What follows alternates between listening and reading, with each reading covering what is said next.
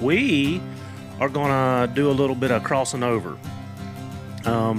While we was at the SHOT Show, I was very fortunate to meet a fine feller. We sat and talked for a long time, and come to find out, we have a lot of commonalities that we have in common together. He runs a podcast. We run a podcast, and we got to talking, and it's so unique that we have all these things in common, and we're just using a different, same platform, but different outlet to reach people, to talk to people, to learn from people. So while we were at the SHOT Show, I was at the Bagheera CVA booth, was talking to them, and was introduced to Pete Rogers. And got to talking to Pete. Pete's from South Carolina, and got to talking about hunting, because that's what drives us all, whatever form or fashion it may be. And come to find out, Pete had a podcast, which is called The Christian Outdoors. And we got to talking, and we decided that we were going to support each other, which we do anyway. And so Pete had me on his podcast, and I wanted him on our podcast for several reasons. And we'll talk about those throughout the next hour. But Pete, how's everything in South Carolina this morning? And it's going very well, buddy. It really is, Heath. Can't complain at all, and if I did, nobody would listen. So I just enjoy every day the best I can. That sounds like my life. I could complain and nobody catches on. And we did. Nobody cares. That's right. And we did get together at the Great American Outdoor Show. That's right. You were up working with CVA, and I had to talk myself out. I mean, I wanted to buy so much stuff while I was up there, and I'm like, dude, you're broke. You're broke. Just don't do it. So and when you work the booth, as you probably know, you don't have a chance to walk the aisles. No. But when I was walking in every day, I would, because we had to be there like an hour early to get. I would do a little quick in our area, and dadgummit, I still didn't end up spending about $250 just on those little trips just around my immediate area. Yeah. So I'm going on a rant before we get started. Okay. So, of course, I've been traveling quite a bit since the first of the year, driving a whole lot. So I drove up to Pennsylvania. I was in Richmond this week. What in the world is wrong with people? Driving in the left lane, 10 miles under the posted speed limit, like they don't have a care in the world. I'm like, I got nothing on that, man. Dude, you have got to get over. The left lane is a passing lane only. It's not to joyride on Sunday while you're looking at the scenery. And when you're on the or your phone while you're driving down the road, too. Well, most of them are 10 and 2. They got those hands locked in. They are focused forward. And, I mean, they are just putting along. And, I mean, I got places to be, things to do, people to talk to. Like, I can't be hindered, if that's the word, by taking another hour and a half to get to my final destination. I'm like, Viper 6 is in your airspace. We need to move. Like, move it. Move over. We got to go. Yeah. But, yeah, I mean, coming back from Pennsylvania, going up wasn't bad. I left really early. Traffic was light to medium. It got a little heavy once I, started getting into Harrisburg, but it wasn't bad. But, coming home from Richmond the other night at 10 o'clock at night, and there was these two tractor trailers racing up a hill at 40 miles an hour. And there was a line of I think I counted 21 cars behind the left lane. And guys, mad respect for you guys hauling stuff all over the country, but I just don't get it. I just don't get it. You can't pass that truck. Or if you're a car, that you're not doing the speed limit or under the speed limit. Just get over. That's it. Just get over. You're not in a hurry, obviously, so why would you need to pass somebody? Yeah. All right, well, that's my rant for the day. I was fit to be tied. But you got home safe. I did. Yeah, very slowly. I got home very safe and slowly. Well, somebody's got to be the caboose, man. Somebody has to be the caboose. Oh, right? Man. Yeah. I just don't get it. I don't know the thought process. And I probably get wound up too tight sometimes. I did hear one guy say who was a left lane driver, and I tend to be a left lane driver, but drive below the speed limit. And I'm not for any police officers out there. I don't want them to think that I'm a speed demon. All right. But he said he drives the left lane because the right lane is more bumpy than the left lane. Left lane's smoother Well, in some because more cases, people are riding. And in a lot of cases, I thought, well, that makes sense. You know, the Mhm. right lane is because that's where most people are supposed to drive. It is a little bit more worn out. Left lane smoother, so he rides in the left lane. Yeah, it does make sense, and in some circumstances, I know that's probably a fact because the right lane does get traveled more. But But if come you see people on, coming up behind you, move over. yeah, that's it. That's what them Let them rear view by. mirrors are for. Let them by, and then if you want to cruise in left lane, as long as nobody's behind you, just cruise over there. That's right. All right, enough on my rant for this morning. I just had to let that out. I could feel the frustrating flush. I was getting frustrated. I needed to let that out. So Yeah, I'm good I now. understand. We're good. All right, Good. Pete. Well, tell the listeners. Like I said, you and I have talked several times and been around each other a little bit now. Tell us about you. Tell us about your writing, your podcast, what you do. Then we'll get into the hunting part. Okay. All right. Well, first of all, Heath, thank you for having me on the show. I'm really honored to be a guest on your show, and I hope your ratings don't tank after this. Uh, but a Man, lot of people, I'm paying them to download now. What are you saying? I that's funny. Um, and a lot of people, when I go speak at events and stuff, Heath, one of the main questions I get is, how'd you get into outdoor writing? How did you get into it? Because it's a lot of people are fascinated by writing for hunting and fishing magazines, and you know, as you said, I've been doing that since 1998, 99, somewhere there. I sold my first story, and I was in my 40s when I did that, or late 30s rather. I was in my late 30s, so I didn't like come out of school with the desire to be an outdoor writer.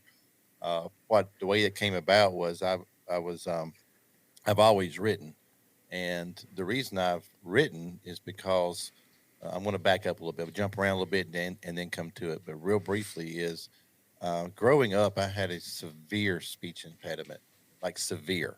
I could not speak out loud at all, and some people call it a stutter or a stammer, but it was very debilitating, and a lot of bullying, a lot of picking and teasing on, because here's Pete who can't, who can't speak, and it was when I tell that to people, they're like, "Well, what do you mean? I know people that stutter." I was like, "Yeah, I do too, but I haven't found anyone who stuttered as badly as I did because I literally could barely speak. I could not read out loud. I could read, but I couldn't read out loud at all."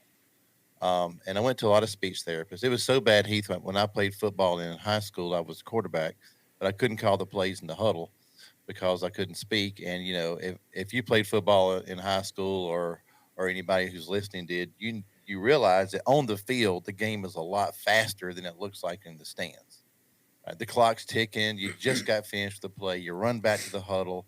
You got to call the next play and then go. But I couldn't call the plays, so the coach would send in a player every down, and he would call the play in the huddle for me, so that we didn't get delay a game because Pete's trying to get out 42 dive on left, and it takes a minute and a half to get that to happen. Okay. um, so because of that, I express myself by writing from as long as I can remember. I've even found old books or notebooks that I've written in stuff when I was trying to express myself because I couldn't speak.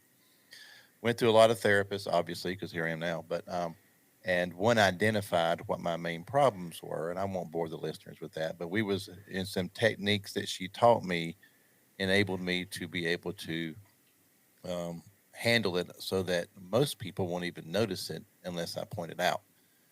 And it's just some tricks and tactics and techniques. If anybody is out there struggles with it, then I'll be glad to talk with them about it and tell you what I do to see if it works for you. One thing I have learned though is what works for me may not work for you if you have a speech issue as well. But anyway, so I've always written. So I had just gotten back from a moose hunting trip in Alaska, and I wrote a story about the trip, and I sent it to the buddies that I went with, Heath, and they were very complimentary and very nice. But one of them, who's one of my dearest friends I ever had in my whole life, he's passed away now. But his name's Walter.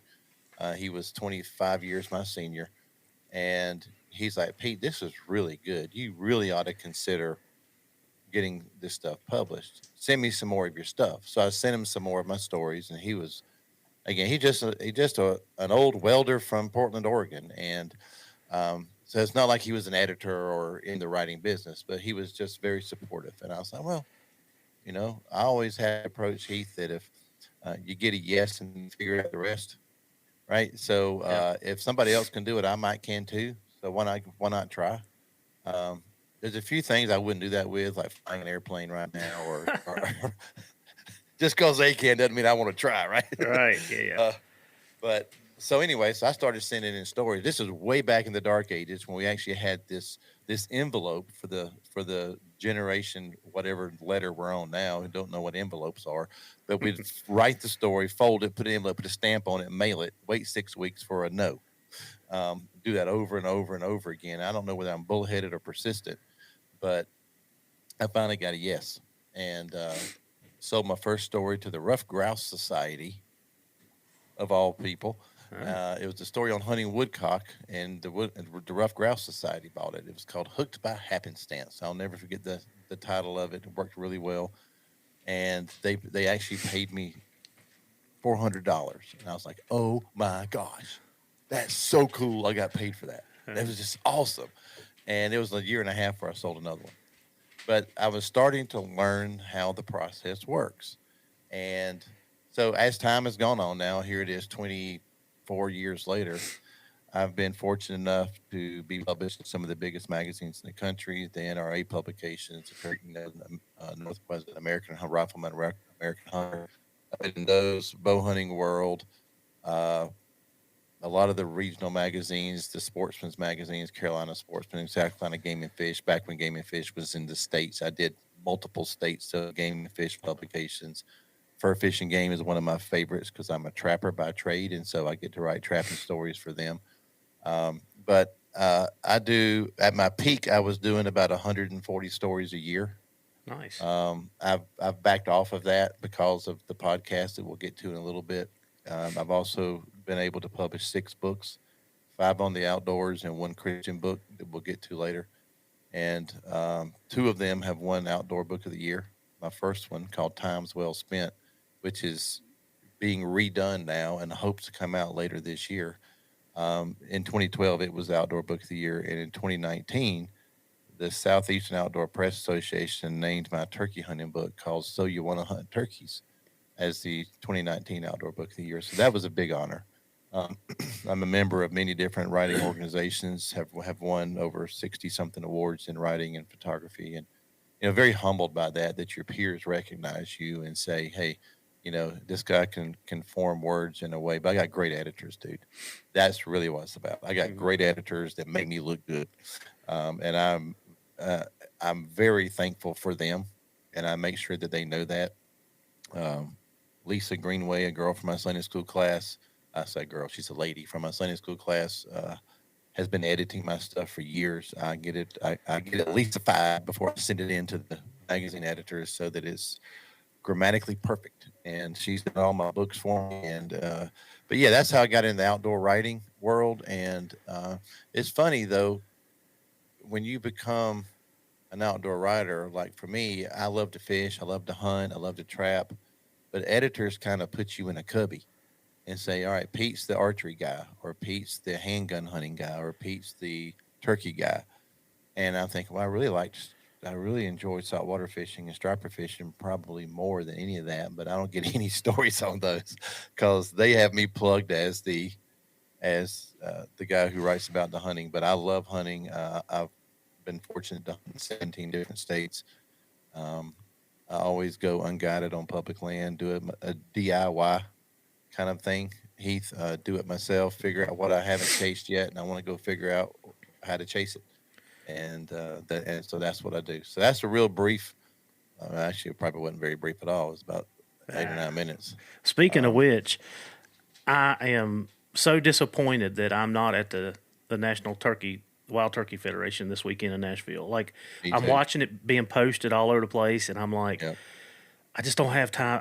I could not get out there to this one, and that's Well, something I wanted to go to. the turkey show is one of the best shows in the country. It is, but it always falls on my wife's birthday weekend. My wife's birthday was yesterday, and I was like, "Honey, do you want to go to Nashville for your birthday?" She's like, "No, I don't care anything at all about turkeys." she's a great woman, but she doesn't care anything at all about the outdoors. Nothing. Yeah. Not at all. So we're polar opposites in that regard. I even booked a hotel room and said we can go have just a weekend together. And just I need to go to the show for a few hours every day. So no, I don't No, want to do that. So no. here I am. Yeah. And another But here I thing am. that's so funny that, um, and you talk about your love for striper fishing, and what was the other? Saltwater fishing. Saltwater. Like, dogs are my life, Hmm. and, that's what consumes a lot of my time. But I love to fish too. I love to musky fish, and everybody kind of knows that. And I'm not good at it. Trust me, man. If I catch 6 or 8 in a year, man, I'm on cloud nine. Yeah. Uh, Yeah. but I bass fish, and I love to trout fish. I love to fish. I've never caught a muskie. I've been to Canada a few times fishing for northern pike and walleye, and love that experience. I Uh-huh. mean they fly you in and Yep. drop you off on this remote lake, and you got the whole lake to yourself for a week. Mm-hmm. That is a phenomenal experience if you get to do that. And I got addicted to northern pike because Oh they are yeah. so aggressive Yep. and so they're not difficult to catch. And I like stupid fish and stupid turkeys. Yeah. I'll tell anybody in the world I love killing stupid turkeys because it's hard to kill it's even hard to kill a stupid one, Yeah. but it's really hard to kill a grown one. Yeah. Yeah, I enjoy everything. I Yep. really do. Yeah. And that kind of like, yeah. I mean, I don't know if a lot of people know that, but like I spend a lot of time on the water, in it or on it. I mean, I in the off season, if I can get a couple hours, sometimes I spend days, but you got to Hmm. come on. I mean, come on up and let's go muskie fishing. I didn't know there were muskie in Virginia. New River is like one of the, like it's a world class fishery for It's a muskie. date. All right, we'll Yeah. do that this summer. It's summertime. Is that when it's best Well, or what? yeah. So I don't like to fish for them after the water temperature gets above 78. It puts too much stress on them. So most of your diehard muskie fishers will not go target at them after that water temperature. But yeah, May and June is good. They'll come out of the spawn 1st of May. Then we don't target them during the spawn either. So we'll bass fish then. But That's yeah, still turkey season, so that's I right. wouldn't. Yeah, That so. as soon as turkey season's over, man, I'm back at it. Yeah, So turkey season. I mean, I'm so addicted. And people ask me all the time, "What's your favorite thing to hunt?" And before they finish their question, I'm screaming turkeys. turkey, I'm yeah, gobbling at them. That's what it yeah, is. It's all about yeah, the turkeys for me. I love chasing turkeys. yeah. I do. I'm with you. That was probably one of my earliest passions. Now I Hmm. bow hunted. I was an avid bow hunter. And then when I got my dogs and started hunting, I could not balance hunting at night because I was competition coon hunting and running the Purina circuit at that time. I couldn't hunt all night and get up and bow hunt. So I'm a Right. morning hunter. I like to hunt in the morning better. I will hunt evenings, but don't get me Me wrong. too. But Me too. Me too. I'm a morning person, man. I like to see the sun come up, the world come alive. That's just the best part of the day for me, and I like that. So it kind of clashed, and I kind of went away from the bow hunting. But I always turkey hunted. I've loved it since since I was a young. I mean, I can't tell you what age, but and Yeah. I probably went 5, 6, 7 years before I ever killed one of them stinking things. Like in spring. Now They're fall, tough. Yeah. yeah, fall was different, but yeah, We don't spring. have fall season anymore here in South Carolina. I killed my first turkey in 1978. You weren't even born yet, I'm sure. Yes, I was. Oh, come on now. Come Yeah, on now. I'm a Barely. '73 model, man. I'm Okay. old. All right. All right. Well, I'm 10 years older than you, then we're Yeah, good. I'm a 63. But I killed my first one in 1978 in Edgefield, South Carolina, public land, and Lynch's world champion double sided box call. got it. Still have it. Paid Got it. $14.95. Yep. Paid $14.95 for. I still have it. Still use it. People ask me all the time, "Why are you using that classic call?" I say, "Because it still kills turkeys. Yep. As long as it'll keep fooling them, I'm going to carry it." Now, if the day ever comes that it breaks, I'm literally going to weep. Yeah. I'm going to tears will, because that has killed. I don't even know how many turkeys Yeah. have been lured in by my Lynch's world champion double sided box call. Yeah. Yeah, yeah. I'm a friction call guy because of my speech impediment, Heath. My mouth is shaped in such a way that I can't hardly blow a diaphragm at all. Interesting. So, I'll do some natural voice stuff when they're close, Mm-hmm. just a cluck or Per. a purr real quick. When you're already on the gun and you can't. But pot calls and box calls is my go-to. Yeah. Yeah. All right, so let's flip over. What got you started in your podcast? And you went from your writing, and Yeah. then what brought you into the podcast world? Okay, well, I don't even remember what year it was, but I went to a POMA conference, it's the Professional Outdoor Media Association conference in Shreveport, Louisiana, where I was receiving an award. So I went there, and they had a seminar on podcasts. And I was like, well, I got to kill some time. Let me step in here. I had no idea what they were. Mm-hmm. All right, no clue, and they were doing a seminar on it, and I thought, wow, that sounds really intriguing.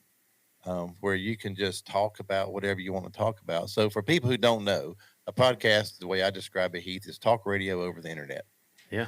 right? And because of that, you don't have these FCC rules that you have to abide by. You don't have time slots. I've guest hosted outdoor radio programs and been a guest on many of them and so forth. And for anybody in radio, you got like a 12-minute window, then a commercial, and you got an 8-minute window, then a commercial, and then another 8-minute window, and it's over for a 30-minute show. Mm-hmm. So, but podcasts, as you know, you can talk about any subject for as long as you want to, or for as brief as you want to. Yep. And being an ordained minister, I was like, man, I would love to talk about the things I'm most passionate about. I'm passionate about hunting and fishing, the outdoors, and I'm passionate about my relationship with Christ. Can I combine those into one show? So, being a little bit type A personality, I researched this for over a year and a half. And I listened to, I'm going to say, hundreds and hundreds of podcasts on how to do a podcast. I researched equipment. I researched the right microphones. This is my third set of microphones, by the way. I researched sound equipment. This is my third set of sound equipment, you know. And I researched content and how to do it and how to get guests. And I just had all this stuff down. And I said, well, one of the things that I read was if you're going to commit to it, the main thing that your customers or listeners want is consistency, good content on a regular basis. And as you know, some podcasts are once a month, some are 3 times a month, some are 4 times a month. Some guys do it twice a week. They obviously don't have other jobs. Um, and there's a few guys who do daily shows. Now they're short, they're 15 minutes, but still, as you know, the prep time that goes into a show, a 1 hour recording for Pete is about 4 hours of prep Mm-hmm. and another 2 hours of editing later. Yep. Right. So that's 7 hours per week. It was in the beginning, it was more because you get faster as you go. But I committed to, in 2019, October 1st of 2019, I launched a Christian Outdoors podcast. We own christianoutdoors.org and most any other combination of that available .info.us. Whatever it's called, everything but com. Somebody owns that, and they haven't operated it in 15 years, and they don't want to sell it. So we're christianoutdoors.org, and our tagline is we talk about everything outdoors and how to enjoy God every day. And that last part is something I really want to talk about whenever we have a chance. But so I do weekly shows every Monday. A new episode comes out. I do 50 a year. Allow myself a couple of breaks. Mm-hmm. I just recorded yesterday episode 169, and we are found on every podcast platform out there that you can think of, from Apple Podcasts, of course, and Google Play, iHeartRadio, Spotify, and now we're on Carbon TV as well on their podcast platform. So it looks like, Heath, if God continues to do what he's doing, and once all the numbers come in, sometime in March, we're going to hit 1 million subscribers. Nice. Yeah. Very nice. And you know what? That's one thing I've said on our podcast a couple of times. Like, I'm a learner. Like, I want to learn. I think knowledge is power. Mm-hmm. And I sometimes I can't get enough, like I want to know. And Right. especially if it's something I'm interested in or passionate about, like I'm like you, I will sit down and listen to 50 podcasts about it to learn. And I've always said that a podcast is free learning. Yeah, Free. well It's said. free. Well said. You go on there, you can pick out what you like, the stuff that you want to know about, and I don't have to read, and I do read. I'm an avid reader, but I can, in my car at work, Like when people walk up to my car, if I'm sitting in a parking lot or something, my guys that I work with, they're like, "You're listening to a podcast." Well, yeah. I mean, I'm 12 hours in my car, and Yeah, yeah. it's nothing for me to listen to 3 or 4, maybe 5 in a day. You know, in Yep. between calls or, you know, I'll be sitting and I'll be approving reports or whatever, and I'm listening. Like, Hmm. you know, I'm taking that stuff in, and it's just it's a free platform to get any knowledge, information that you want or need on any subject. The Journey on Houndsman XP has teamed up with One TDC. This dual action support for oral health and mobility in our dogs. This unique supplement is so effective that it is recommended by top veterinarian experts worldwide to maintain and improve our dog's health in 4 different areas: their oral health, hips, joints, and muscles, skin, coat, energy, and recovery. Guys, I've been using this product for the last 6 months, and it has been a game changer for me. If you're looking for something to help with the overall health of your dog, go to worksowell.com and give this product a try. It is highly recommended by Houndsman XP here on The Journey. Virtually any subject out Yes. there, it really is. Yep. And like you, I do a lot of traveling in my truck, and I used to, and I still do from time to time, listen to they used to be books on tape, but now they're digital, right? Mhm. So I can't think of what they're called now. Audiobooks. Yeah, thank you. Mhm. And I have them. I couldn't even think of what it's called. Um, so I will, if I'm doing a 30-hour drive and I get tired of podcasts, I'll throw in an audiobook and listen to it. But Mhm. for me, listening to podcasts makes the miles just fly by. It does. I mean, you realize, golly, I've been listening to three podcasts and I'm 5 hours down the road here, and Yep. it didn't feel like it because you're so engaged into what you're listening to, and I find that to be very um, beneficial and advantageous. I do, and I'm like you. I mean, I work for the USDA is my real job, right? I'm a trapper here in Greenville, South Carolina for the USDA. I'm in my truck by myself all the time. So there's a podcast playing almost constantly. Yep. On not just mine. I do listen to mine to see if I missed something in my editing, but I'm listening to critique it. I'm not listening for the knowledge or the entertaining. I'm like, God, I should have cut that out. Ooh, I should, Yeah. I Or I missed that should have part. asked this, and I Yeah, missed it. Yeah, I'm with you, yeah, 100%. but I listen to a lot of other guys as well. And I listen to Christian podcasts and outdoor podcasts. That's pretty much the ones that I do, that I listen to. Yeah, it's a great platform. It has enabled me to meet some wonderful people like yourself, and it's enabled me to get to talk to people that I've known but never had a chance to talk to. Hmm. I'm not going to name drop here. If you go look at all my episodes, you'll see some of the biggest names in the industry that I've been able to interview, who I've known for years through being an outdoor rider. You just get exposed to. You get to Hmm. go to SHOT Show, you get to go to ATA, and you're meeting all these people. And I've been doing it for 24 years now, so I know all the big names that you see on television. I've had relationships with, but I never had a chance to just sit down and pick their brains about specific subjects. And that's one of the things I love the most about being the host of the podcast, is picking the brains of my guests and saying, how would you do this? What do you think about that? Well, those type questions. So yeah, like when I had you on the show, I don't know a whole lot about dog hunting. Why don't you educate me and teach me about it? How do you train? How do you select your breeds? All those things to me are intriguing. Hmm. Yeah, and we're going to Yeah. hopefully we'll get you up and get you underneath one of those Oh, I'd like black to do furry that. I do. critters. I do. I want to do that. I just can't. I can't believe that you can teach standard poodles to run bears, though. That's just amazing. Hey, I'm working on a Chihuahua right now. Are you really? Yeah, Are you it's gonna not be like fast enough, though. it's gonna be like a mad hornet running around that bear. But you was talking about. Steve Harvey has a quote, and Steve Harvey says that networking will get you places that a degree never will. Absolutely. And I'm like you. Just this year, since January, the people that I've met, some relationships that I have been introduced to and started to form is humbling Yeah, for me. it is.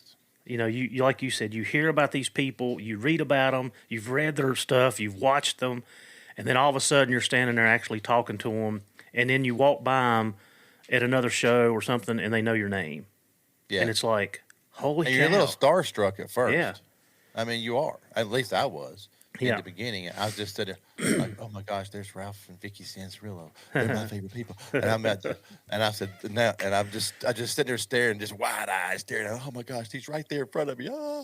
yeah, And I can I tell this story real absolutely. quick This about is them about you. yeah, because they're some of my favorite people. We've built a good relationship. The first time I met Ralph and Vicky at the ATA show, I'm literally standing there at the Hoyt booth, and my eyes are just big as saucers. And I'm just staring there, and I didn't even realize how long I'd been there. And finally, Ralph turns and says, "Can I help you?" I was like, "Oh, oh, he's talking to me." And I did the very corny, "Hi, Ralph. I'm Pete. I'm big fan." Blah blah blah. He's like, "Well, thank you." And I could see he was saying, "Quit staring at me." He didn't say that, but I Go could feel away, that, go away. Yeah, go away, you freak, you Uh, know. But we hit it off right off the bat, and I've been very blessed to hunt with them and to be on their television show and to build a good relationship. They're some of my favorite people in the whole world, and I'm gonna toot their horn real quick. They are exactly in person as they look like on TV. mhm. There's nothing pretentious. They're as real as long, and I will always be their number one fan. They're just great people. But as you said, the first time you meet these people, you're just I was starstruck, and then you realize they're just regular folks Mm-hmm. for the most part. Yep. For the most part, And and, there's always a few out there that you're not sure about, but and I think being authentic, I think the authentic people that are real, there's no fake, no put on. Those are the one that people seem to draw to more right, because you can't be two. that's right, You can't that's be right, two. right, So yeah, no, yeah. I'm with you there. Be yourself and be yourself all the time. That's right. I mean, what you see is what you get, and it's not Yeah, much, but here it is. yeah, exactly. I mean, I'm sure I'm going to.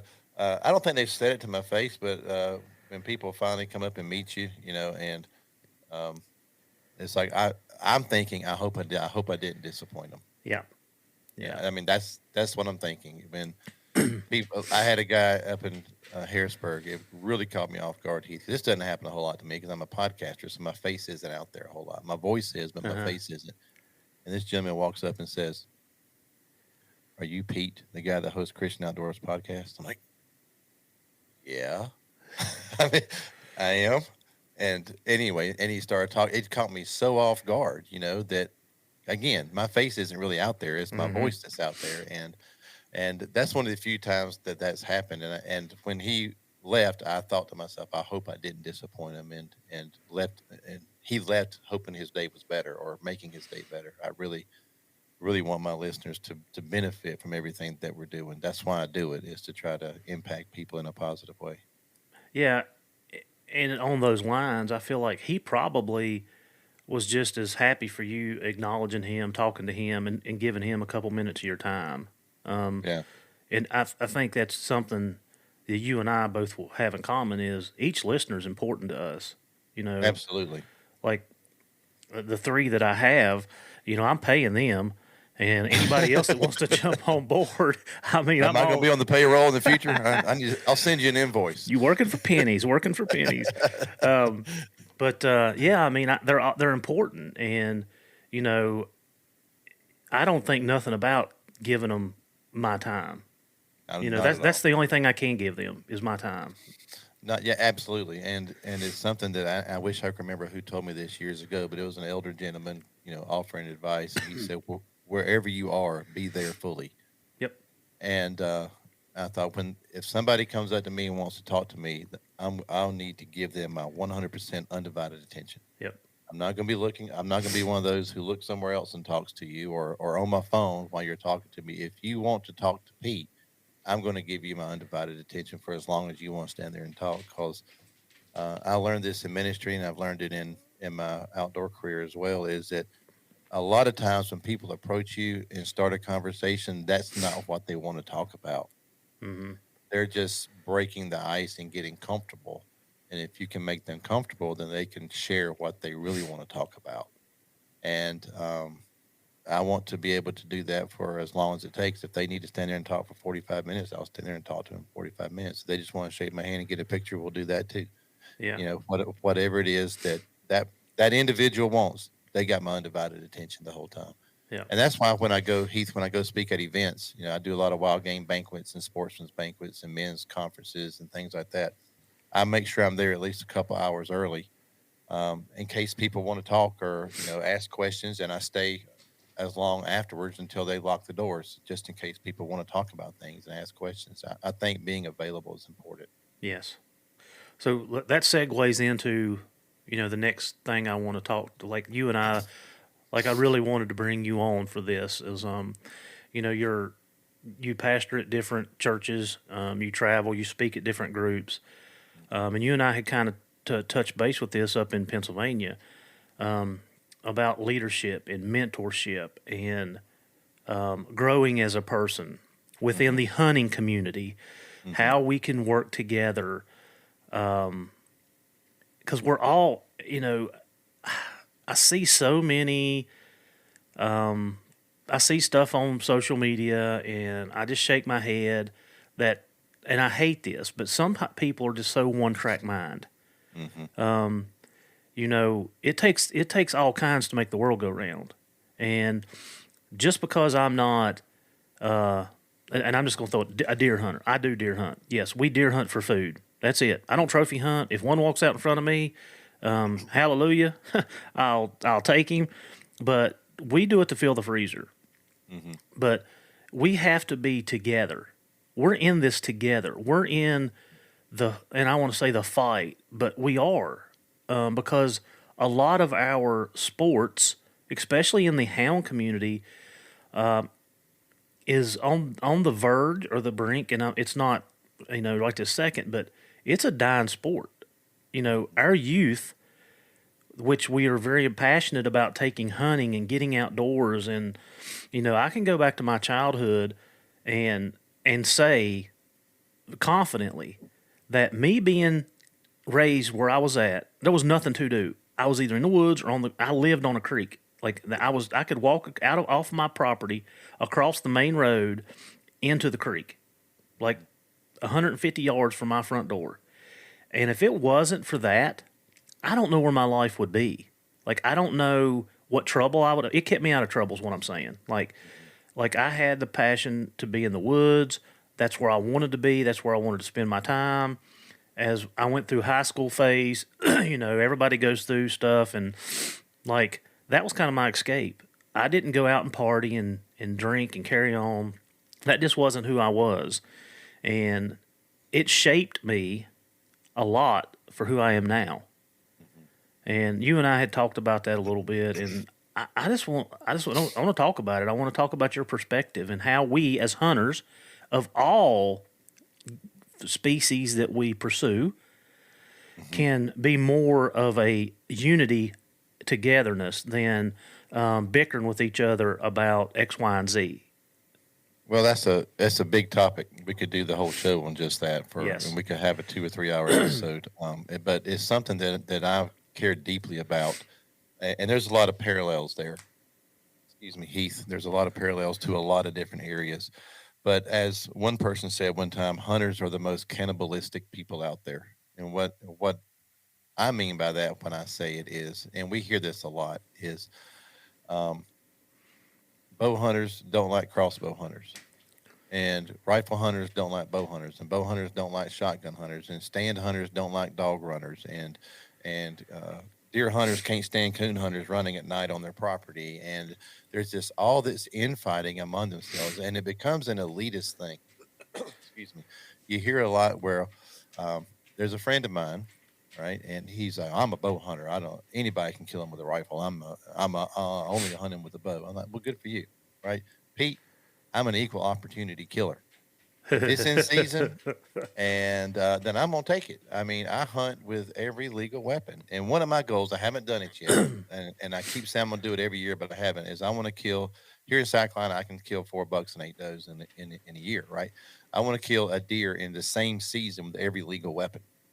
That would be for us across a vertical bow, a crossbow, muzzleloader, rifle, pistol, shotgun. Oh wow. Right. So I want to do that in the same season. I've done it, but I haven't done it in the same season. And that's a goal. Buck or doe, I don't care which one, but you got to commit to one of them until you get that one off the Uh-huh. list, right? I've done 3 of the 5 and I've done 4 of the 5 before, or 6. There's 6 now since I added crossbow to it.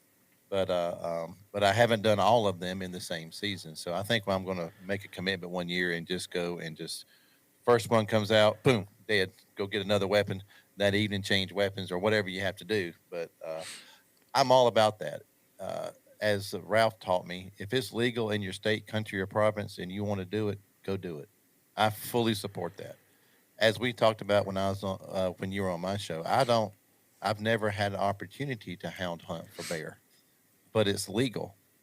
I would absolutely go do it if I had an opportunity because how can I condemn something I know nothing about? Hmm. A guest on my show who's actually a baseball coach at University of South Carolina said one time, he said we what's the word he used? We it's not complain about, but we criticize. We criticize things we don't understand. It's easy. And I thought, wow, what a great statement. We criticize things we don't understand, and I don't understand running deer with dogs. I mean, I understand the process, but I don't understand the addiction, right? Hmm. But I'm not. I don't have dog. I understand it's all about the dogs, Hmm. not about the killing the deer. I understand that in the low country of South Carolina, where the palmettos are chest high, that you're not going to see deer if you try to stand hunt. Hmm. So they have to push them out of those thick swamps in order to get them. It's the same limits apply, the same rules apply. They're just using the dogs to push it by. I've tried that once. And it wasn't a great experience because I didn't see a whole lot, right? But Uh-huh. I just sat there and heard dogs barking and slapped mosquitoes for hours. But that doesn't mean that it's like I've been on bad dates too, right? Yeah. It doesn't mean I quit dating, you Right. know. Um, so I'm not going to condemn anybody who wants to hunt any species as long as it's legal in their state, country, or province. Um, there's a lot, and I've said this before too. I don't understand single species hunters. I don't understand these guys who say I only hunt deer. I only hunt big deer in the Midwest. That's all. Man, what are you missing? Man, you are missing so much if you only hunt deer and you're condemning somebody who wants to chase turkeys, or you're condemning somebody who goes out west to hunt mule deer, or I only hunt elk. Well, that's a short season, and you're missing a whole lot of the year because there's so many other things. Uh-huh. Uh, I'm trying to think right now. I have not bear hunted, Hmm. okay, and I haven't snow goose hunted. Or there's several waterfowl species that I haven't hunted yet. And I'm going for antelope this fall, antelope mule deer this fall in Wyoming. If I draw my tag, fingers crossed. I got 7 points, Wyoming. If you're listening, draw my number, please. Draw my number, please. But other than some of the really outlandish species, most of the ones that are available to the average hunter, I have gone after, and I love every bit of. I love chasing grouse in Wisconsin, and woodcock there and at home. I love bobwhite quail hunting. I love hearing beagles chase rabbits. I really enjoy that. Um, and I just wish hunters would support one another. Just because it may not be for you doesn't mean that it's wrong, right? There's a saying, Heath, that says just because it's different doesn't mean it's wrong, right? Now there are some things that are just wrong, Hmm. okay, and we don't want to open that can of worms. Obviously, in the hunting world, that would be, Yeah. poaching or baiting illegal, hunting at night, Hmm. all these kind of things, but or shooting animals out of season or without tags and all that kind of stuff, which we hear happens go all the time, but you may not enjoy it, but that doesn't mean that the guy who does or gal that does enjoy it is doing something that's wrong or unethical. Right. You know, I'm 59 years old. I get cortisone shots in both shoulders twice a year. I still hunt with my bow, and long bow, compound bow. I have a crossbow. I've never killed anything with it, but um, if it will get me out there, why do I care what you use? If it will get you out there so you can enjoy nature and enjoy the lifestyle that we call hunting, why do you care what somebody uses? Yeah. And what I've heard from what you just said is I'm sitting here thinking, like, it's the love for the outdoors. It doesn't matter what you're doing. Right. And I think about opportunities. Like where I'm at, I have a lot of different opportunities. I can deer hunt. I can bear hunt. I can squirrel hunt, deer, turkey hunt, bobcat. I can do a lot of different things if I choose to. Mm-hmm. Um, Bear hunting consumes a lot of my time because of the dogs, the dog training, and that's what people don't see is the amount of time that goes into the dogs itself, not the hunting part. It's the upkeep, the maintenance, getting those dogs trained to be able to track, trail, tree, catch, bay that game. Mm-hmm. So my deer hunting is limited. Like I said, I hunt for food. Um, Now turkey hunting's a little different. I spend a little more time with that because that's something that I'm passionate. I love it. Like I Mm-hmm. love it. Yeah. Which leads me to that next conversation we had, and we didn't finish it because we wanted to save it for this. Mm-hmm. Is you had listened or seen a video or listened to somebody talk about how we when we have a conflict with another hunter. Mm-hmm. Like so for bear hunters, a lot of times when the muzzle loading season's in, deer season's usually out the first 2 weeks of bear season of kill season of where you can harvest, and then late muzzleloading season come in. And I have been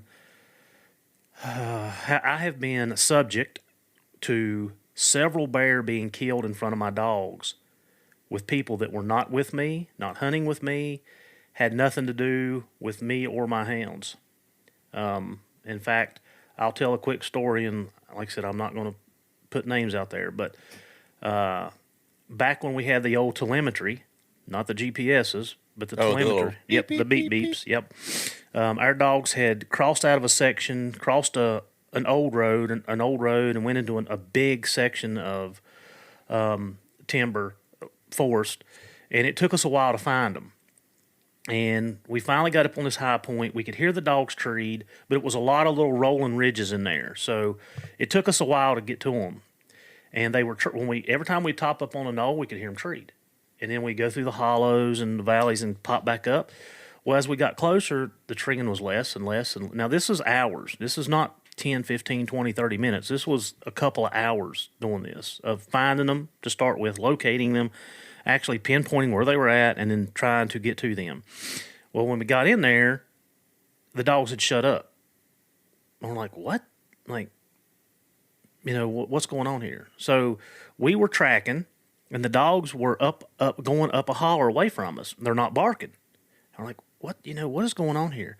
Well, there's snow on too. Okay, so when we Okay. got Yeah. into the holler where they were at, we found the tree that they were treed in, and at the bottom of the tree, there's a big pool of blood, and then we see drag marks, and we see the dog prints following the drag marks. So we know what's happened.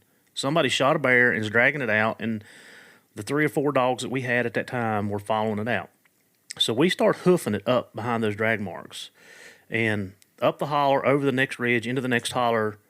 We end up catching up with the individuals that done this. And when we topped up, they were taking sticks and whipping our dogs away from the bear. Mm. And I will tell you, that was not a good encounter. I was can not. only imagine. It was not. Yeah. That You don't whip my dogs, number one. Yes. So that's something that most bear hunters we wouldn't have cared who killed it if they'd have just waited till we got there and let us tie our dogs back, which didn't happen Right. either. And when you shoot a bear out of the tree, there's always that chance that that bear will fall on the dogs if they're not out of the way. And then Yeah. you kill a $5,000 dog, like, that's irreplaceable. But anyway, you and I had talked about that a little bit. What are some experiences or some advice, or what are some things we can do that we don't have that interaction? Well, I think if you hunt public ground, it's inevitable that you're going to have an interaction. We all have stories who hunt public ground, and I hunt a lot of public ground. I also have private land that I hunt here at home, but when I travel, I hunt public land. And there's been many times I'm working a turkey, and then all of a sudden you hear somebody who's a really bad caller kind of get between you and the turkey, and they start calling, or they start hooting at it or whatever, trying to get between you and the turkey. And there's and I am not. I want to preface this. I am not an expert on confrontation of other hunters, because here's a couple things that I've learned about that. Is first of all, they're armed. Mm-hmm. You know that, right? And if they're going to do that, if they're going to cut you off or go kill your animal in front of you, then you already know that they're not very polite, courteous kind of person. So, do you want a confrontation? Is it worth getting into a gunfight over a turkey or a deer or a bear? That's the first thing you have to ask yourself, and only you can answer that question, right? Um, for me, the answer is always going to be no. There's always another turkey, there's always another deer, there's always another bear. I'm not going to get into a gunfight with some jerk who decided to cut me off and kill my animal, or or do that. There's some basic etiquette that I was actually talking to my son about this recently. There's some basic etiquette that I think needs to happen, and that is this: if you are hunting public land and there's like a general parking area, and like me, I hunt a lot of forest land. Right, you can't block the gates, but you can Mm-hmm. park beside the gate. First, it's first come first served. If I go to my number one spot and there's already a truck there, I'm gonna keep driving and go because I don't know where he's sitting, That's right. especially in turkey season, and because there's no orange, you're sitting on the ground, and I don't want to get shot or shoot somebody accidentally.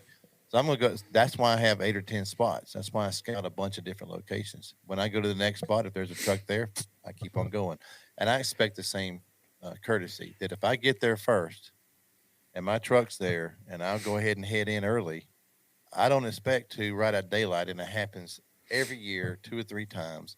Right at daylight, here comes somebody woofing it right past your setup. You've already heard him gobble on the limb. He's getting ready to fly down. You're just, and here comes some jackleg with his light on, beating it in there too late. I'm like, dude, what are you doing? And I've confronted people like that. I've Mm-hmm. said, hey, I just get up and walk to them and say, dude, I'm already here. I got a turkey. I'm working. Can you go somewhere else? And I do it in a very polite way. Oh, I didn't know where you were. So, and almost every time they've done that. Here's a funny thing on my private land. A few years ago, I had my, at the time, 10-year-old son with me, and we'd already had our pop up blind set up, but it was raining. So instead of walking to it, we were going to drive about halfway, driving on my land. Okay, on my land. I want you to hear that. It's not leased. It's owned on my land. There's these two hunters walking up our road. This is right at daylight, and he walks up beside me and says, "Man, what the?" Using profanities. I'm not going to do it. What the heck are you doing? I'm like, I think that question needs to go the other way. What are you doing? He said, I'm in here trying to hunt turkeys. I'm trying to get one to gobble. You are driving through here. I said, do you have permission to be here? He said, yeah. I said, well, who gave it to you? Because, and he just sat there. I said, because this is my land, and I didn't give you permission to be here. So we got two things can happen here. I can call the game warden, and we can ruin both of our hunts today. Or you can get in your truck that I've already passed up there. You can get in your truck and you can leave and never step back here again. But I've already got your license tag off your truck, and now I know what you look like. This was before camera phones. So you just need to leave. And he flew off at me, and he was trespassing on my property, opening day of turkey season. Mm-hmm. Right. So um, I do think that you should always take the high road, and you should be polite and courteous. But I also found that um, sometimes people are lost. Sometimes they're confused. They really are. I mean, it does Mm-hmm. happen a lot. People, woodsmanship and orientation has been gone for a long time, Heath. So a Yes. lot of times when you run into somebody, especially up here in the mountains where I live in South Carolina, we're all walking either hiking trails or old logging roads to get to where we want to go. And when you're getting there in the dark, you meant to turn left and you end up passing that without seeing it, and you're trying to find it, and you got to wait for it to get daylight. And they just, I'm sorry, I don't mean to mess you up. I'm trying to find this area. I said, oh, that's the back down over there. So be helpful and courteous, but that's that old saying, though. Treat people like you want to be treated. Yeah. If you're there first, you don't want to be interrupted. So if they're there first, don't interrupt them. Yeah. And that, I mean, that's a prime example. Last turkey season, um, I I more I hate hunting national forest more and more because of the accidents that happen. Like you said, you're on the ground. There's no orange. Some people are oblivious to whether it's an actual hen calling or a person.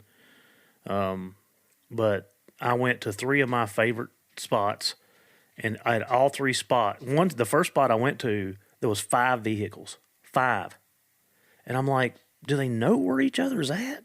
So I went to another spot, and it was a vehicle. So I drove on, went to the last spot. I didn't even hunt that day because Yeah. every spot that I went was taken up. But back to what we were talking about is it's being showing a little bit of respect. It's being courteous and treating others like you want to be treated. Like I said, nobody owns public land. We all pay for it. Yeah. And, I don't own a leaf on none of those trees. And I've got to, even though I may be aggravated or frustrated at times, I just got to go on and do something else. And there have Yeah. been several times that I have passed up the spots that I normally hunt and went to a place that I never hunt and been very successful. Yeah. It seems like One it pays forward. one thing that I've been running into more since COVID is hikers. Not other hunters, but people who are.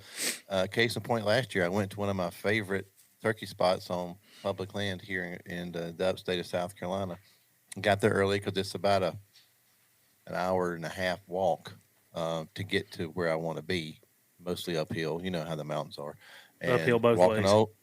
walking walking old logging roads. Yeah, and I finally get up there and I sit down. I always hear 2 or 3 turkeys in there. Just got to figure out where to go. It's a big chunk of national forest land, and I didn't hear anything. Sometimes turkeys just don't gobble, right? So I worked a little bit when probably to about 10 o'clock, and I start going back down the mountain, and I pass 11 women hiking. Oh, Yeah, on on the road, not on the trail, on the logging road. And I get down to my truck, and there's 6 Subaru Outbacks where they all met. yeah. And I just thought it was funny. It was all the same car. I just thought that was funny. Yeah. So, and I was actually thinking about it. Should I put a sign in my thing saying there's a hunter here so that they know there's somebody with a gun? Not that I'm obviously not going to hurt them, Right, but right. it may change the direction that they're going, or or maybe they were there to disturb turkey hunters. I don't know. I just said, "Hello, ladies. How are you?" Because they were single file, and Uh-huh. they didn't. They just said good morning and just kept on their little walk. And um, it was. I'm finding more that I'm running into people that are hiking or sightseeing as much as I'm walking into other hunters. Because in South Carolina, public land is public land. Right. They can use it for anything. Same. Yeah. So I just think it's just shared. You find it a lot more accommodations when I hunt out west public land. Uh-huh. I was elk hunting in Colorado a few years ago, and I went to this little spot. There was a guy sitting there, and I walked up. I said, "Hey, how you doing?" And we just introduced ourselves, and he said, "I've been seeing elk down here every morning, but I hadn't seen them today. But they've been here the last 5 mornings." And that's great. I hope you get them. He said, "Well, I got to go home tomorrow. So if you want to, this is a good spot." And I said, "Well, man, I don't want," or he had to go home in 2 days. I said, "Well, why don't you come back here tomorrow?" And he was like, "No, man, if you beat me here, it's public land. Go kill them." I said, "I'm not going to beat you here because you found the spot first Right. and you've been here for 5 days. I'm not going to take your spot." I did go back after that and I didn't see any elk. I did see some really nice mule deer, but, it seems out there people are more used to it because it's bigger blocks. You can get away. The public land in the West can swallow up people pretty fast. Yeah. You can really spread out. Here in the upstate of South Carolina, it's a bunch of little blocks. And so it can be a little crowded. But Yeah. uh, but I think when you encounter people is to try to take the high road. Remember that they're armed. You don't know what kind of attitude they're in. So be polite, be courteous, and if in if in doubt, back out would be my suggestion. Yeah. It's just not worth it, in my opinion. It's not worth getting into a fight over a turkey or a deer or whatever. Just there's go somewhere else. Right. Yep. No, I, yeah. I mean, it seems like that the confrontations kind of go in spurts. several Hmm. years without them, and then you'll have a year where it's one or two, and you know, and we're talking about national forest for us in Virginia, public land like what you're saying. But yeah, just be courteous and Right. try to, you know, like I said, one of our podcast, Calvin Redhouse was like, you may beat me here today, but tomorrow I'm gonna be in here earlier for Oh, us. I can tell you, opening day at my number one spot up here, I will probably be parked at 3:30 in the morning. Yep. Yep. And I may take me a nap in my truck, but my truck's going to be there first. Yeah. And I may even, I've done this a lot too, Heath, where I just go ahead and walk into my spot because I like to use turkey chairs. Hmm. I walk into my spot, I sit down, and I just take a nap until the turkeys wake me up. That's right. You know, I Perfect. do, Yeah. I do. But I'm going to be there I will probably be parked at 3:30 in the Yeah. morning. So Pete, with the last 5 or 10 minutes, let's just talk about the Christian part of your podcast and Okay, your faith, and I know right. we talked about mine last time. Let's roll it over to yours this time. Yeah, absolutely. Well, you know, as I said earlier, when I did Christian Outdoors, the two things I'm most passionate about is the outdoors and my faith in Christ, and it's something that I just love to talk about and enjoy sharing. We could do this for hours as well, but uh, when I started Christian Outdoors, it started with the enjoying God every day. Is you'll see that under on my logo under that it says enjoying God every day, and that came from being a theologian somewhat. I like to read theology, and I was reading the Westminster Shorter Catechism, which was written by the Presbyterian Church in 1620s, and it's a way to teach people about God, Christ, the church, everything else. And question one in that is, what's the chief end of mankind? Which in today's language is, what's the meaning of life? Why are we here? What's the purpose of humanity? And the answer is, the chief end of mankind is to glorify God and to enjoy Him forever. And when I read that, Heath, it dawned on me and to enjoy Him forever. And I thought, does that mean after we die and we get in heaven, then we can enjoy God, or should we be enjoying God now? And I realized that I think it means we should start now enjoying God. And I said, well, how? And so it started me on a journey of trying to enjoy God every single day, like intentionally, not just acknowledging God, not just seeing his beautiful creation, not just enjoying the sunrise or the sunset or enjoying the beautiful flowers or not what he does, but enjoying him in an intimate personal way. And so I started on this process of beginning every day. This started in 2014. Asked myself, Pete, how are you going to enjoy God today? And granted, there's some days it's harder because there's a lot going on. Or you're going to a funeral, you're going, these things are happening. So how do we do that? And so that is one of the driving things behind my podcast is to encourage the listeners to build relationship with God and to intentionally try to enjoy Him every day. And so out of this came my book called "Do You Enjoy God?" 12 Steps to Enjoying God Every Day. And it's a step by step process, not in order necessarily. Step one is the most important. You can't enjoy God without a relationship. You got to have a relationship with Him if you're going to enjoy Him. It's just like your your children, your friends, your spouse, whatever. You can't really enjoy them in their fullest unless you have an intimate relationship with them and understand who they are. So it starts with that. But and we talk about a lot of different things in that book, like discovering your gifts. What did God bless me with, and how can I use them? What does it mean to be made in the image of God? And a lot of different topics. But it's important to me that I try to convey in my podcast and in my speaking events that you are worthy of God's love. Well, let me rephrase that. None of us are worthy of everything He's done for us, but in God's eyes, God sees you as worth something. That He sent His Son down so that to give you hope and to give you everlasting life. And by accepting relationship with Jesus Christ, then your life can be more valuable and more. Uh, what's the word I'm looking for? It can just be more full. It can be more full. And it's like I've said many times, when we talk about this relationship with God, I think for most believers and even those that are on the fringe, they acknowledge God, A lot of people may not have a relationship with Christ, but they acknowledge a higher being, right? Hmm. So they acknowledge God, they recognize what God's done, they see some of the good that God does in the world. They tolerate God from time to time, but do they enjoy Him? And do they enjoy Him in an intimate way? And that's something that's important to me, that I encourage people to try to enjoy God and the blessings that He gives us, and to recognize all of them. Every day is a gift. Every single day that we wake up is a gift. And how can I use that to benefit those around me, to make their day better, to make their life better? Because I have seen this, Heath. When I focus more on enjoying God, my trouble seems small. When I'm intentional about being a blessing to other people, then what I'm going through is irrelevant, because my focus is not on me, it's on you, it's on them, it's on Him. And when I can do that, then it makes my life so much better. So, you know, all of us can improve our relationship with Christ. I fell short every day. Paul tells us in the book of Romans that I am as Paul says, I'm the worst sinner of all. I fall short all the time, and I do. And I pray for God's forgiveness and for God's grace to cover that.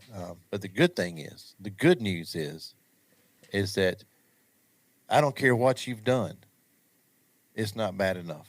I don't care where you are, there's always a way home. That everything that Christ has done, he has done it for you, and that He wants you to have that relationship with Him. He wants you to have the assurance that that you can spend eternity with Him, and that you can enjoy Him now, even before then. Yeah, I would say that most people probably don't. Well, I'm not going to say most because I don't think that's a fair analogy, but every day's a blessing. Hmm. You know, I've got some close friends that have got cancer Hmm. that, scares us to death, family member. And, every day is a blessing and we should treat Hmm. it that way. Hmm. So, Absolutely. And when I do this, a lot of times, then people will say things like, "Well, then why does this happen? Why our children get sick? Why do people that we love have cancer and die? Why do only the good die young?" And I say to them first about that last part, why do only the good die young? Is that, well, the bad people die young too. We just don't care, hmm, right? yeah. It just feels like that only the good ones die young because we love them and care about them. But the people we don't care about, we don't care when they die. And that's a horrible thing to say, but I think I'm just being blunt and honest with it, Hmm. right? But we live in a sinful world, right? I mean, we are bent to sinning. There's that old hymn, "Lord, forgive my bent to sinning." We are inclined to do things wrong. John Calvin said, one of the greatest theologians of all time, said, "I sin because I enjoy it, and the more I enjoy it, the more I sin, and the more I sin, the more I enjoy it." And that's why we have to resist the temptation. Paul tells us, don't let the devil get a foothold in your life. That we have to fight against all that temptation to do exactly what God does not want for us. But if we can focus on Him, then all those things, they really do. And I'm not trying to sell elixir here. I'm being honest. I have lived through this. I have gone through some really dark times in my life. My wife and I lost a child when he was 3 months old. I've gone through some really dark times in my life and some very difficult times. Uh, but what I've seen is that when I focus on God, I know that He is there with me. When I put my trust in Him, I see that He is the reason that I am where I am. As one person said one day, he said, "Pete, when you're going through it, it's hard to see where God is, Hmm. but it's easy to look back and see where God was." Yeah. And there's so much truth in that, is that we overcome so much more than we think we can. I mean, I've been homeless, I've been unemployed, I've had children die, I've had parents die way too young. I've had a lot of crap happen to me, just like most people out there, right? Just because I believe in Christ and put my full trust in Him doesn't mean that I'm exempt from heartache, because that is far from true. Hmm. But what I am exempt from is having to deal with it alone. What I am exempt from is the suffering and the intense pain knowing that there's someone there who is crying with me and loving me and helping me get through it and assuring me that better days are ahead. And the blessings of God just continue to. I'm blown away every day, Heath, when I see more and more of what God is doing. As we said in the beginning, I started this podcast in 2019 with absolutely no clue. I didn't know if I was going to have one listener or 10, right? Mm-hmm. And we muddled along and kept doing it and kept being faithful and kept trusting and kept being faithful. And God started blessing it. He started blessing that. And we're going to hit 1 million subscribers next month. Think about that. Mm-hmm. That's overwhelming to Pete, by the way. Right? Yeah. That's very overwhelming to think that I have to make sure that I'm accurate and precise and that I share the good news in a way that can invite people into relationship. But that doesn't mean that there's 1 million listeners every week. Right. But it means that at least 1 million people have heard what we're saying. And that there and that number, once it hits a certain level, you'll see this with yours. Once it just starts exploding in growth. Mm-hmm. Exploding. This time last year we had 200,000. Nice. So we've added 867,000 people in a year. That's phenomenal. And it's just, yeah, it is. It blows my mind, but it just shows the bigness of God and Yep. and how He is continuing to bless it. Yeah. Yeah. Well, Pete. One more thing. Yep. Before I go. Yep. March 4th and 5th, if you're going to be at the Dixie Deer Classic in Raleigh, North Carolina, I'm speaking at Red Oak Baptist Church, which is right outside Raleigh, March 4th at their wild game banquet. And I'm also speaking Sunday morning at their church. So if you're in the area of Raleigh, North Carolina, March 4th and 5th, come out to Red Oak Baptist Church. I'd love to meet you, shake your hand, and get a chance to talk with you. And I'll be speaking there on Saturday night at their wild game banquet and Sunday morning. Yeah, stop by and see Pete. Well, Pete, like I said, I appreciate you coming on and telling us a little bit about your journey. You know, that's what our podcast is called, The Journey. And, you know, this comes to full circle that, you know, we're all in this together. No matter what you do, hunting-wise, what game species you pursue, that we're all in it together. We all have a passion for what we do. And, you know, I'll kind of take that verse, you know, do unto others as you want others to do unto you. And like, I have to do better at that myself. That's something that I have to work on. But I'm blessed that we have crossed paths and, you know, been able to talk and, run into each other. And I feel like that's going to continue. Yeah, hope so. Yeah. Hope so. You're going to come up and bear hunt, and now You you're got going to to remind me, man, because you know how it is fall season. I mean, I'm in the road a lot. If I don't get drawn for my antelope tag, I'll be in Wisconsin chasing grouse in October, and then I'll in November I'm usually either in Kentucky or here in South Carolina or Tennessee hunting. But I think you said it's December. December. Yep. December, and you can musky fish after turkey season. So send me the dates of when your bear season is, and I'll go ahead and put it in my calendar so I don't cross it up. I'll do it. All right. But guys, if you enjoy what you're listening to and you want to hear more of our podcast, you know, do us a favor, listen to it, send it to a friend, pass it on, and get them learning or listening to stuff that they're passionate about. Like I said, especially us here at Houndsman XP, we want you to pay it forward or pass it forward. And I'm sure Pete feels the same way. So Pete, absolutely. With at the end of every podcast, we thank you for helping us teach, train, or learn. Thank you for helping us learn about your journey and what you're passionate about. Thanks for having me, man. Absolutely.